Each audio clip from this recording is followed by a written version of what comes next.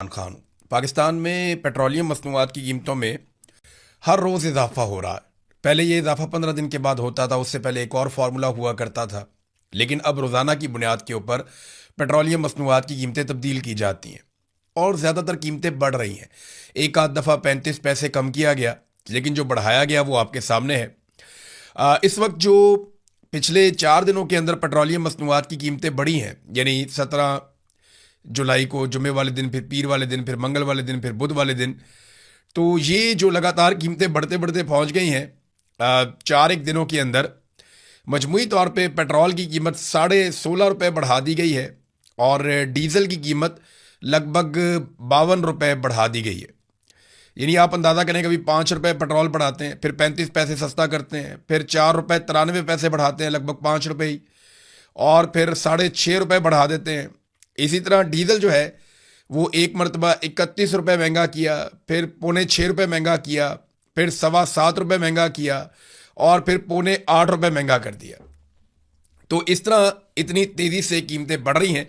नई कीमत के मुताबिक पेट्रोल जो है वो 327 रुपये से ज़्यादा फ़ी लीटर, और डीजल जो है वो 375 रुपये से ज़्यादा फ़ी लीटर है। और सवाल पूछने वाले सवाल करने के लिए तैयार ही नहीं है।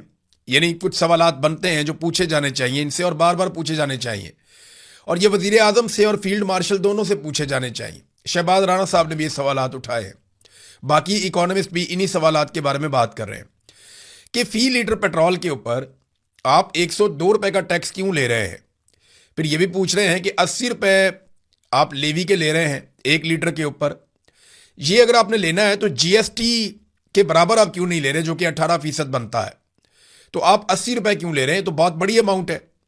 फिर यह भी सवाल पूछा जाना चाहिए कि आप 7 रुपये फी लीटर के ऊपर फ्रेट क्यों वसूल कर रहे हैं। फिर जब कीमतें नीचे जा रही थी आलमी सतह पे, तब आप रोजाना की बुनियाद पे कीमतें कम क्यों नहीं करते, और जब कीमतें ऊपर जाने का आपको लगा कि अब ऊपर जाएंगी, तो आपने रोजाना की बुनियाद पे कीमतें बढ़ाना शुरू कर दी हैं। तो ये सारे सवालात पूछेगा कौन। वैसे तो अपोजिशन को पूछने चाहिए, लेकिन पाकिस्तान तहरीक इंसाफ ने बतौर अपोजिशन काम किए ही नहीं। ये बदकिस्मती है। यानी एक तो ये सरकार जाली थी, मिलिट्री एस्टेब्लिशमेंट ने, आसिम मुनीर साहब ने अपनी पसंद के बंदे लाकर बिठा दिए थे, जालसाजी से इलेक्शन चोरी करके नकम्मे और नालायक लोगों को लाकर मुसल्लत किया गया। लेकिन जो लोग इलेक्शन जीत कर आए थे, जिनका हक था हुकूमत बनाने का, वो अपोजिशन में आकर बैठ गए, लेकिन उन्होंने अपोजिशन का रोल भी प्ले नहीं किया। मिसाल के तौर पे पेट्रोलियम मसनूआत की कीमतें रोजाना बढ़ती हैं, आपको कहीं पे अपोजिशन नजर आती है? नहीं। बिजली की कीमत अक्सर बढ़ती रहती है, और बढ़ते बढ़ते ये हो गया कि 4 गुना कीमत हो गई बिजली की, और बिजली नापैद भी हो गई। कोई है पूछने वाला? कोई पूछने वाला नहीं है। गैस की कीमतों को पर लग गए, किसानों को तबाह बर्बाद कर दिया, गंदम का बहरान पैदा कर दिया, मजदूर तबाह हो गए। बजट के अंदर जो तबाही फेरी गई उसके ऊपर किसी किस्म की कोई बात नहीं हुई। पाकिस्तान की मईशत के ऊपर अपोजिशन बात करने को तैयार नहीं है। कश्मीर में जो कुछ हुआ, अब बिलावल जरदारी की वहां पे हुकूमत है, और पीटीआई से ज्यादा बेहतर अपोजिशन वो करने की कोशिश कर रहा है। यानी अपनी हुकूमत में खुद ही अपोजिशन कर रहा है, वो ज्यादा अच्छा ड्रामा कर रहा है। और पाकिस्तान तहरीक इंसाफ सिर्फ सोशल मीडिया तक महदूद है। अमली तौर पर तहरीक इंसाफ ने आज़ाद कश्मीर के लोगों के लिए क्या किया, सिवाय इसके कि उन्होंने इलेक्शन का बाइकआउट कर दिया। फिर बलूचिस्तान में जो कुछ होता रहा, उस पर पाकिस्तान तहरीक इंसाफ की आवाज नहीं उठती। अभी 7 लाशें मजीद मिल गई हैं। वो जो धरने से लोग उठे थे वो बता रहे हैं जी 5 लाशें तो यहां पे आ गई हैं, लेकिन कोई आवाज देने के लिए तैयार नहीं है। रजादार गैंग के मामला कहां गया? कोई बात ही नहीं करता उसके ऊपर, अपोजिशन उस पर बात ही नहीं कर रही। किसी एक जगह भी पाकिस्तान तहरीक इंसाफ ने अपोजिशन का रोल प्ले नहीं किया। यह बदकिस्मती है कि आपको अपोजिशन भी मैसर ना हो। फिर ये गिला करते हैं, शिकवा करते हैं कि जी लोग हमारे साथ नहीं निकलते। भाई आप लोगों के साथ निकलते हैं जो लोग आपके साथ निकलें। लोगों के जितने मसाइल होते हैं, उन मसाइल में आप लोगों के साथ नहीं निकलते। तो जब आपके मसाइल हैं या आप आवाज देंगे, तो फिर लोग आपके साथ क्यों निकलें? लीडर वही है जो अवाम की बात करे और अवाम के साथ खड़ा हो। लेकिन जो लोग अवाम के साथ खड़े नहीं होंगे, अवाम उनके साथ भी खड़ी नहीं होगी। ये तो एक फैक्ट है, और पाकिस्तान तहरीक इंसाफ को इस बात को तस्लीम करना पड़ेगा। इनके पास तो सिर्फ इमरान खान की मकबूलियत है, और इमरान खान की मकबूलियत के सहारे ये हमेशा तो सियासत नहीं कर सकते। इन्हें ग्राउंड में पब्लिक के पास जाना पड़ेगा, लेकिन एस्टेब्लिशमेंट के डर से ये अपोजिशन भी नहीं करते। अब तहरीक इंसाफ ये कह रही है, उन्होंने अनाउंसमेंट की है कि हम खुद से एहतजाज को लीड करेंगे। हमने फैसला किया है, हमें मुज़ामत करनी पड़ेगी, और हमें इमरान खान साहब की रिहाई का बोझ कह लें या जिम्मेदारी कह लें, वो हमें खुद उठानी पड़ेगी।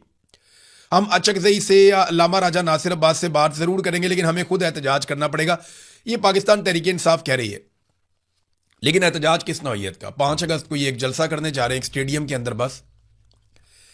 यानी स्टेडियम अगर भर भी लेते हैं, वहां पे अगर 50,000 आदमी इकट्ठा कर लेते हैं, स्टेडियम को भर लेते हैं पेशावर में, कोई मुश्किल नहीं होना चाहिए। इनके पास खैबर पख्तूनख्वा में हुकूमत है, तो उससे क्या होगा? एक जलसा करने से कुछ भी नहीं होगा। पहले भी इन्होंने बहुत जलसे किए। इमरान खान की रिहाई का पूरा एक रोड मैप इन्हें देना पड़ेगा। मौजूदा हुकूमत को मुसीबत डालनी पड़ेगी, जैसे आज़ाद कश्मीर में लोगों ने मुसीबत डाली हुई है। अब जब आज़ाद कश्मीर में ये सारे लोग अंगेज थे, वो अपना हक मांग रहे थे, उस वक्त आप भी अपने हक के लिए खड़े हो जाते। बलूचिस्तान में भी लोग हक मांग रहे थे। हर तरफ से हुकूमत को मुसीबत डालते तो हुकूमत को जमहूरियत जरूर याद आ जाती, इंसानी हुकूक जरूर याद आ जाते। लेकिन जब भी कभी ये हुकूमत मुसीबत में होती है तो पीटीआई फौरन थोड़ा पीछे हट जाती है कि जरा हुकूमत मुसीबत से निकल ले, उसके बाद फिर हम मामलात को देखेंगे। यानी इससे ज्यादा इस हुकूमत की सहूलतकारी क्या हो सकती है जो बैरिस्टर गौर साहब ने की है कि डी चौक में जो कत्लेआम हुआ पाकिस्तान तहरीक इंसाफ के लोगों का, जो सबसे अहम इशू है, उस पर मुतीउल्लाह जान को भी उठा लिया गया था उस मामले में। हालांकि वो रिपोर्टिंग कर रहा था, सहाफियों के ऊपर दबाव डाला गया जो रिपोर्टिंग कर रहे थे, तो उस मामले में वो गवाही देने के लिए ही नहीं गया। बैरिस्टर गौर साहब गवाही देने के लिए गए ही नहीं, गवाह के तौर पे नाम डाला हुआ था। और कई लोग और भी हैं, सुहेल अफरीदी भी है, शफीउल्लाह जान भी है, इसके अलावा अली अमीन गंडापुर का नाम होना चाहिए था, वो नाम ही नहीं है। उमर यूब साहब का नाम जो है वो गवाहों में लिखवाया ही नहीं गया। बहरहाल तहरीक इंसाफ कह रही है जी अब हम खुद एहतजाज करेंगे, स्टेडियम के अंदर एहतजाज करेंगे पेशावर में। सवाल मेरा यह है कि इमरान खान स्टेडियम से निकला था और निकलकर पूरे पाकिस्तान में वो छा गया, बल्कि दुनिया में उसने अपना एक मुकाम बनाया। 92 में उसने स्टेडियम को छोड़ दिया था। आज जनाब अली 2026 में उसकी पार्टी वापस स्टेडियम में जा रही है और स्टेडियम में जाके जलसा करने वाले हैं। इमरान खान खुद जब बाहर थे तो इस एज के अंदर और बदतरीन मुखालफत के बावजूद, जब उनके पास ज्यादा सपोर्ट भी नहीं थी, एस्टेब्लिशमेंट उनके खिलाफ थी, उन्होंने 50 जलसों से ज्यादा जलसे कर दिए थे। आनन फानन वो जलसे करते थे, हर तरफ जाते थे। लेकिन पाकिस्तान तहरीक इंसाफ की नौजवान की आदत भी एक एक महीने में एक एक जलसा नहीं कर पाती। अब वो 5 अगस्त को एक जलसा करने जा रहे हैं, मेरे ख्याल में वहां पे तहरीक इंसाफ का आम वर्कर सुहेल अफरीदी को आईना दिखाएगा और उनके साथियों को आईना दिखाएगा कि इमरान खान को बाहर निकालने के लिए अपना अमली किरदार अदा करो। ये हुकूमत आनी जानी चीज है, ये सारा इक्तदार ये मिलता रहता है, ये तो आप एस्टेब्लिशमेंट से छीन लेंगे तो हमेशा ही आपके पास रहेगा। तो ये डर डर के आप एस्टेब्लिशमेंट का मुकाबला नहीं कर पाएंगे। नाजरीन, हुकूमत की जरा तरजीहात चेक करें। ये खबर मैं आपको देता हूं। अवाम के ऊपर महंगाई का बोझ डाला हुआ है, लोड शेडिंग कर रहे हैं, अवाम को कह रहे हैं जी आप ना बचत करें, और कौमी बचत की हमने स्कीम मुतारफ करवाई हुई है और ऑस्टेरिटी ड्राइव चल रही है, हमने पैसा बचाना है। और दूसरी तरफ ब्यूरोक्रेसी के लिए 1.8 अरब रुपए के नए अलाउंसेस की मंजूरी दे दी गई बजट में। 180 करोड़ रुपया ब्यूरोक्रेट्स को दिया जा रहा है, इजाफी अलाउंसेस दिए जा रहे हैं। ये वफाकी काबीना ने आला ब्यूरोक्रेसी के लिए एक और खसूसी अलाउंस की मंजूरी दी, जो कि 4 सालों में दूसरा बड़ा अलाउंस है जो ब्यूरोक्रेसी को दिया जा रहा है। और कफायत शारी के दावे किए जाते हैं। 180 करोड़ रुपया मजीद ब्यूरोक्रेसी के नाम कर दिया गया। यह है नाजरीन पाकिस्तान में इस वक्त सूरत हाल और इनकी तरजीहात। आजाद कश्मीर में नाजरीन आज मुझे ऐसा लगता है कि कुछ बड़े फैसले हो जाएंगे। ज्वाइंट अवामी एक्शन कमेटी को जो टाइम कहा गया था कि आपने इस वक्त तक रुकना और कोई लॉन्ग मार्च आपने नहीं करना और मजीद कोई एहतजाजी अनाउंसमेंट नहीं करनी, वो टाइम अब गुजर चुका है। आज जो है वो 23 तारीख है, वो शोहदा का दिन मना रहे हैं और जो लोग शहीद हुए उन्हें खराज तहसीन पेश किया जाएगा। आज के दिन में उन्हें याद किया जाएगा। तो इस दिन बड़ी अनाउंसमेंट्स हो सकती हैं। अगर तो आज डेवलपमेंट ना हुई और मुआहदा हतमी तौर पे तय ना पा गया और चीज़ें अमली तौर पे एक्टिवेट ना हो गई, तो फिर ज्वाइंट अवामी एक्शन कमेटी को एक सख्त एक्शन लेना पड़ेगा। और क्योंकि इलेक्शन को 3 मराहिल में करके एस्टेब्लिशमेंट ने एक बहुत बड़ी चाल चली है, इसके मुकाबले में ज्वाइंट अवामी एक्शन कमेटी को इसी लेवल की कोई बड़ी चाल चलनी पड़ेगी। तो देखते हैं आज क्या अनाउंसमेंट होती है। आज का दिन बहुत इंपॉर्टेंट है, अगले 12 घंटों में आपको बड़ी खबर मिलेगी, मुझे ऐसा लगता है। और ये क्योंकि मैं बहुत लंबे अरसे से रिपोर्टिंग कर रहा हूं, पॉलिटिकल रिपोर्टिंग खास तौर पे, तो मेरे अंदाजे में अब वक्त बहुत कम है ज्वाइंट अवामी एक्शन कमेटी के पास। उनको अगर कुछ करना है तो डू एंड डाई की सिचुएशन है और वो उनको अभी करना है। इसके बाद जो है वो हालत वो हो जाएगी कि लड़ाई के बाद याद आने वाला मुक्का अपने मुंह पे मार लेना चाहिए। नादरीन, अब जरा थोड़ी सी बैनुल अक़वामी खबरों की तरफ चलते हैं। पाकिस्तान ने वार्न किया था यमन को, सऊदी अरब ने भी वार्न किया था यमन को, और यमन ने सऊदी अरब को वार्निंग दी थी। लेकिन यमन ने किसी भी वार्निंग को वो खातिर में नहीं लाए, उन्होंने हमला कर दिया। सऊदी अरब के 2 ऑयल टैंकर्स, इनमें एक का नाम लैला है और जो दूसरा ऑयल टैंकर है उसका नाम है अंसीलिया। ये दोनों ऑयल टैंकर सऊदी अरब के अपने ऑयल टैंकर्स हैं। ये तेल से भरे हुए ये जा रहे थे बहरा अहमर में से, जिसको आप रेड सी कहते हैं।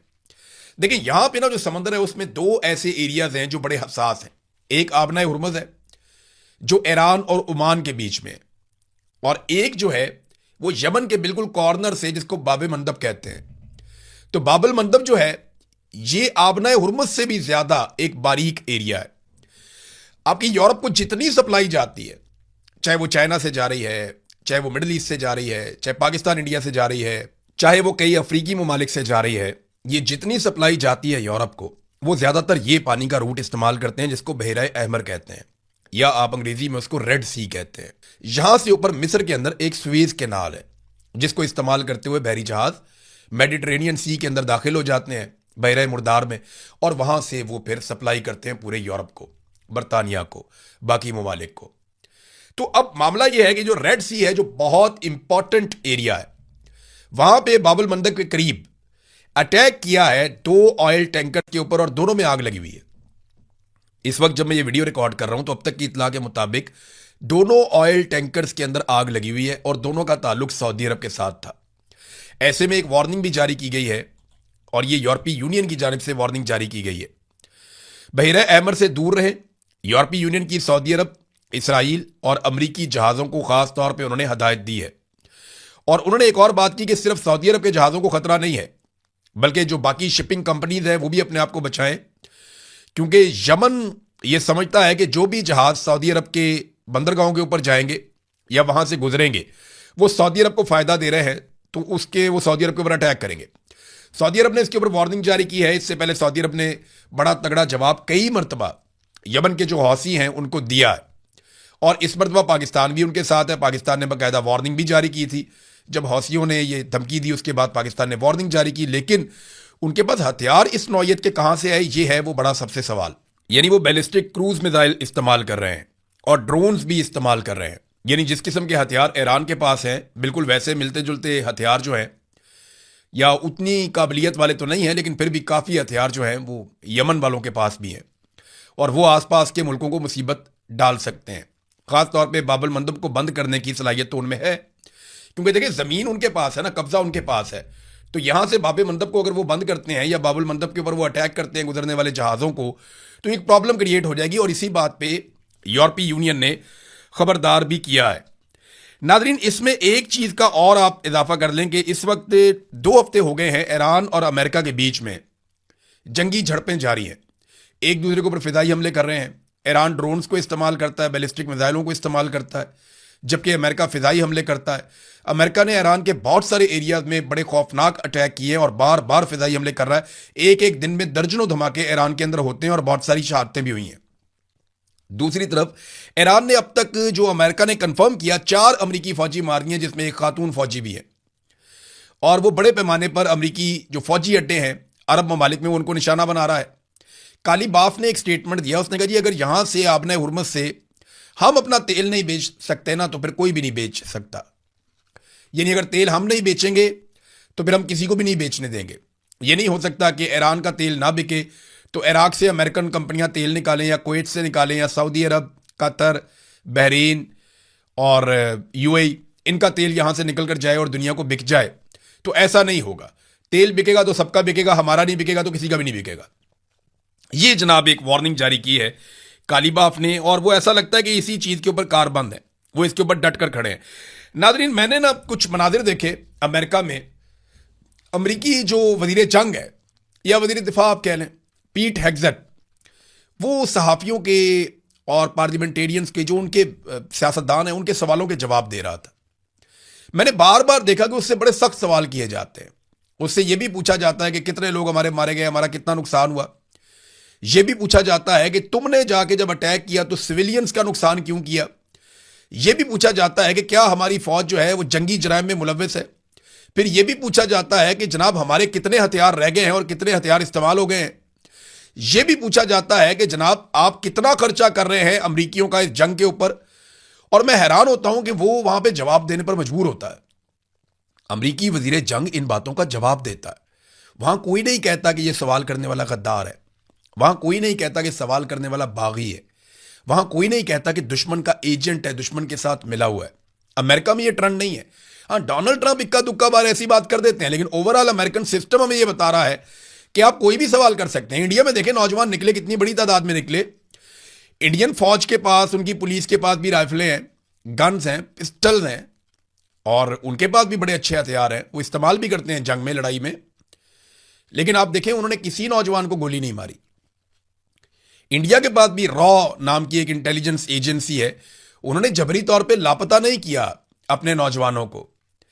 अच्छा, वो भी चादर और चार दीवारी का तकद्दुस पामाल कर सकते हैं, उनको भी सीढ़ियां चढ़नी आती हैं, दीवारें क्रॉस करनी आती हैं, फलांगना आता है, मार कुटाई वो भी कर सकते हैं। लेकिन उन्होंने लोगों के घरों के ऊपर हमला नहीं किया, लोगों के घर नहीं तोड़े, लोगों के बेडरूम्स के अंदर नहीं घुसे, जबरी तौर पे गुमशुदा नहीं किया और जबरदस्ती प्रेस कॉन्फ्रेंसेस नहीं करवाई।